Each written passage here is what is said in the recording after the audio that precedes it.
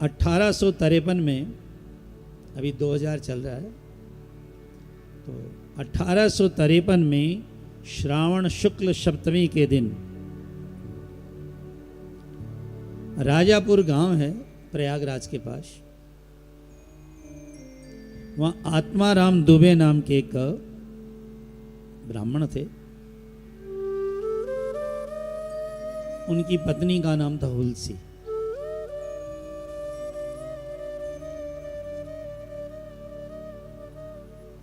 उन्हीं के घर में श्री तुलसीदास जी महाराज का जन्म हुआ।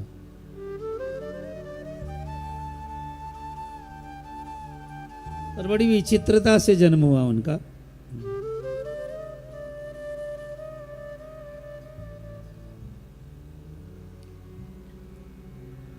एक तो जन्मते उनके मुंह से निकला था राम, श्री तुलसीदास जी का नाम था राम बोला। कौन बने करोड़पति में 1 करोड़ का प्रश्न था। तुलसीदास जी का क्या नाम था? राम बोला।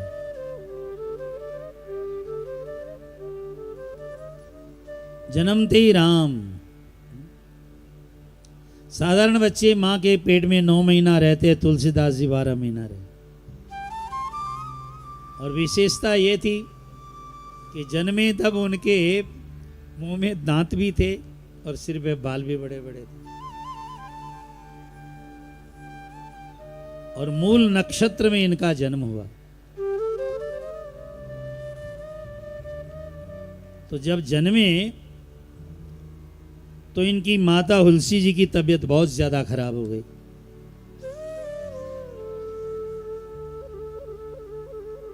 तुलसीदास जी का जन्म हुआ, उसी समय आत्माराम दुबे ने बुलाया पंडित जी को। पंडित जी ने कहा, देखो जी, ये तो मूल नक्षत्र में पैदा हुआ है, कम से कम आपको उनका अभी जन्मते ही चेहरा नहीं देखना, पूजा के बाद चेहरा देखना चाहिए।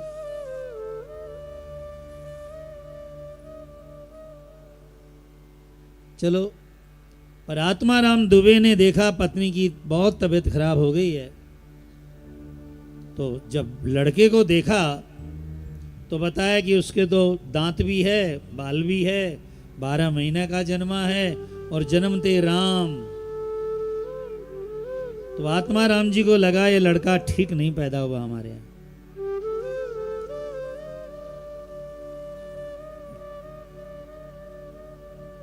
वहां पर एक चुनिया नाम की दासी थी, दाई, उसी ने पैदा कराया था। बाहर से पंडित जी की आवाज आ रही थी कि लड़का ठीक पैदा नहीं हुआ है, ऐसा तो कोई होता ही नहीं है लड़का। तो हुलसी ने चुनिया दासी से कहा, पता नहीं मेरे परिवार वाले इस बच्चे को रखेंगे कि नहीं, पर तू इसका पालन करना। और कहते कहते भाग्य था, तुलसीदास जी का जन्म हुआ और माता हुलसी का मरण हुआ, मर गए। आत्माराम दुबे को लगा कि लड़का अच्छा नहीं। उन्होंने कहा, इसको जहां ले जाना ले जाओ चुनिया दासी से, मैं अपने घर में इसको नहीं रखूंगा। जो जन्मते ही ऐसा हो गया घर के अंदर। आखिरी में चुनिया जो दासी थी उसको लेकर के अपने गांव चली गई। लेकिन उसके गांव गई तो उसके पतिदेव पहले से ही खड़े थे कि जब आत्माराम जी ने नहीं रखा तो तू क्यों लेकर आई इसे। जन्मते ही मां मर गई है और इसका शरीर भी, बाल भी है और दांत भी हैं। पतिदेव ने भी चुनिया दासी को घर से निकाल दिया। देखिए कैसी आफत आती है। चुनिया दासी उसे लेकर अपने पियर चली गए बच्चे को, और बच्चे को ले जाकर पालन पोषण किया। एकदम ज्यादा न कहते हुए आत्माराम दुबे तो छुटकारा पाया बच्चे से। 6 साल की होते होते तुलसीदास जी जब 6 साल के हो गए तो एक दिन चुनिया दासी भी चल बसी। अब होनी को क्या कहा जाए। कई लोगों ने आत्माराम दुबे जी से कहा कि देखिए, आपका लड़का गांव में भीख मांग रहा है, बड़ी तकलीफ में है, 6 साल का हो गया, आप ले आइए। पर आत्मा राम दुबे ने कहा हम तो नहीं लाएंगे लड़के को।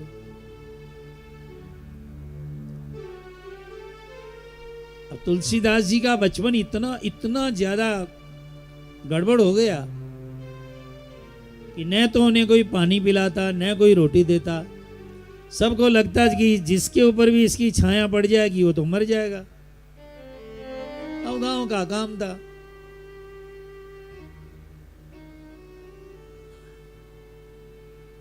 कहीं भी भोजन होता तुलसीदास जी जाते, लोग धक्का मार देते या निकाल देते। अंत में गांव के बाहर एक शंकर जी का मंदिर था और भगवान शंकर सबके काम आते हैं। बस वहीं लोग पूजा करने आते, 2 चावल चढ़ा देते, वो चावल खा लेता। फूल पत्ते चढ़ाते, कोई भी फल चढ़ा वही खा लेता। मंदिर में रह के तुलसीदास बड़ा होने लगा। कहीं भी गांव में भोजन होता और होता चला जाता, लेकिन लोग उनके साथ अच्छा व्यवहार ही नहीं करते। लोग अपने दरवाजे बंद कर लेते, अपने बच्चों को भी दूर कर लेते।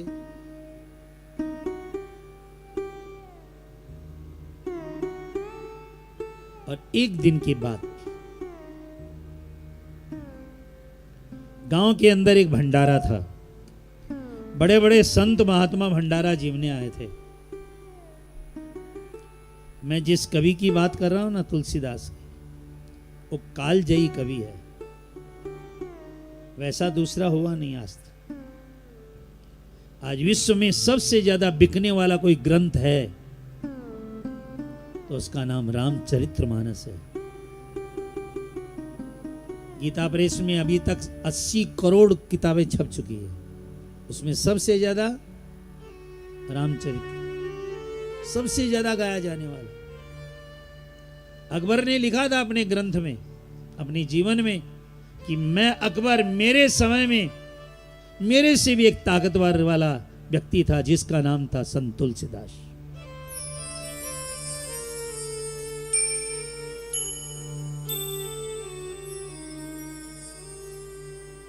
गांव में भोजन हुआ, जूठी पत्तलें जहां डाली गई, कुत्ते और कौवे खा रहे थे, उन्हीं के साथ में बैठा हुआ तुलसीदास भी पत्तल चाट रहा था। और उसी समय एक संत आए जिनका नाम था नरहरिदास। उच्च कोटि के महात्मा थे। उन्होंने कुत्ते और कौवों के साथ एक बच्चे को भोजन करते देखा तो पूछे कौन है? कहा ब्राह्मण का लड़का है। पर महाराज इसकी छाया न पड़ जाए, नहीं तो आप भी मर जाओगे। हमारे गांव का ये बोझ है, मरता भी नहीं है। तब नरहरिदास जी ने गांव वालों को डांटा कि तुम लोग कैसे हो? भगवान की बनाई हुई पत्थर की मूर्ति को तो पूजने के लिए मंदिर में जाते हो, माला पहनाते हो। आदमी की बनाई हुई पत्थर की मूर्ति को माला पहनाते हो, लेकिन भगवान की बनाई हुई मूर्ति का अपमान करते हो। बहुत डांटा। कोई आदमी कूड़े घर पर बैठा खाना खा रहा है, नाली पर उसकी रक्षा करनी चाहिए आदमी को। उन्होंने उस बच्चे को उठाया और ले जाकर के कहा बेटा कहां रहते हो? कहा शिव मंदिर है। वहीं गुरुदेव चले गए, बच्चे को बढ़िया से स्नान कराया, सुंदर निकल आया वह, बढ़िया कपड़े पहनाए। और उसके बाद का कोई बात नहीं, मेरे साथ रहकर। अब देखो घटना क्या हुई। उसी समय गुरुजी ने 4 श्लोक गाए। नीलांबुज श्यामल कोमलांगम सीता समारो पीतवाम भागम पाणौ महा सायक चारुचापम नमामि रामं रघुवंशनाथं लोकाभिरामं रणरंगधीरं राजीवनेत्रं रघुवंशनाथं कारुण्यरूपं करुणाकरन्तं श्रीरामचन्द्रं शरणं प्रपद्ये। और गुरुजी ने जैसे 4 श्लोक गाए ना, लड़के ने चारों श्लोक गुरुजी को सुना दिए।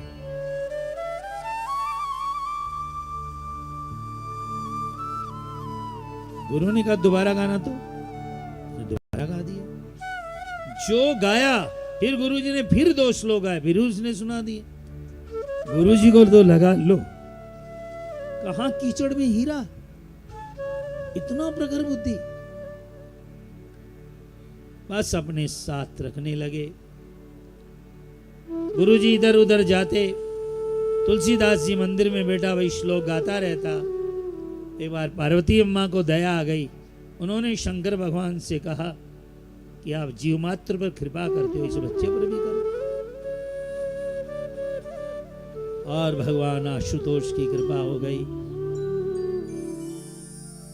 कि आप अपनी पाठशाला में पढ़ाइए, जो खर्चा होगा मैं दूंगा। लेकिन ये लड़का बड़ा प्रखर बुद्धि है। गुरुजी ने भी 5-10 श्लोक सुनाए, उन्होंने फिर सुना दिए। उन्होंने कहा भाई इसको पढ़ाने का हम कोई पैसा नहीं लेंगे। अब यहां से तुलसीदास जी का जीवन आरंभ हुआ। 12 साल तक रह करके काशी में 80 घाट पर वेद पढ़ा, वेदांत पढ़ा। कल तक जिसका कोई खबर लेने वाला नहीं था, आज वो वेदों का ज्ञाता बन गया। और वेद पढ़ने के बाद, 12 वर्ष अध्ययन करने के बाद तुलसीदास जी ने विचार किया, चलो एक बार गुरु से मिलाएं जिन्होंने इतना पढ़ाया लिखाया। पर पता चला कि अब तो गुरु जी परम धाम चले।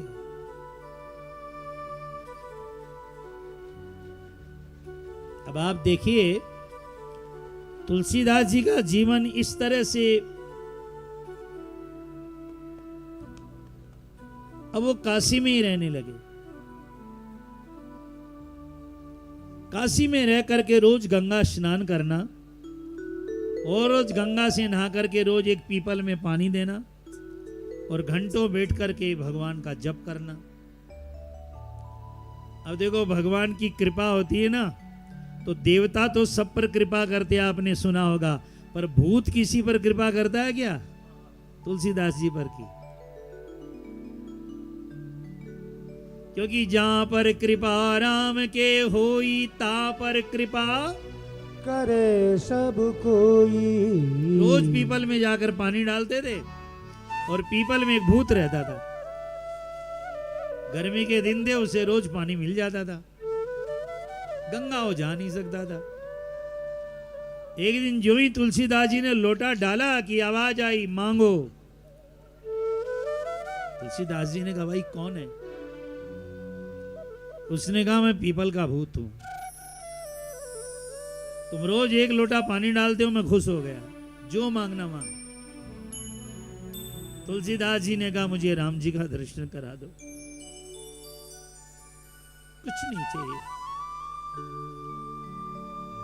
भूत ने कहा देखो मैं राम जी का तो दर्शन नहीं करा सकता तुमको, पर हनुमान जी का करा सकता हूं। क्योंकि जहां हनुमान जी रहते हैं ना, वहां हम नहीं रहते हैं। तो काशी में कहां हनुमान जी मुझे पता है, क्योंकि भूत पिशाच निकट नहीं आवे, महावीर जब नाम सुनावे। तो तुलसीदास जी ने कहा चलो हनुमान जी का ही बताओ। भूत ने कहा जहां सिपाही रहते हैं ना, वहां डाकू लोग नहीं रहते हैं, जहां हनुमान जी रहते हैं वहां हम नहीं रहते हैं। कहां जाऊं? कहा काशी में पंचगंगा घाट है, उस पंचगंगा घाट पर रोज राम कथा चल रही है, और वहीं पर एक बीमार बूढ़ा व्यक्ति पीछे बैठा हुआ कथा सुनता है रोज। क्योंकि हनुमान जी सब कुछ के बिना रह सकते हैं, पर कथा के बिना नहीं रह सकते। हनुमान जी को आप अपने घर में रखना चाहते हैं तो कथा सुना। रामचरित सुनवे को रसिया। ये हो कि राम नाम लो ही नहीं, और हनुमान जी बिल्कुल नहीं रहेंगे। हनुमान जी कमजोरी, हनुमान जी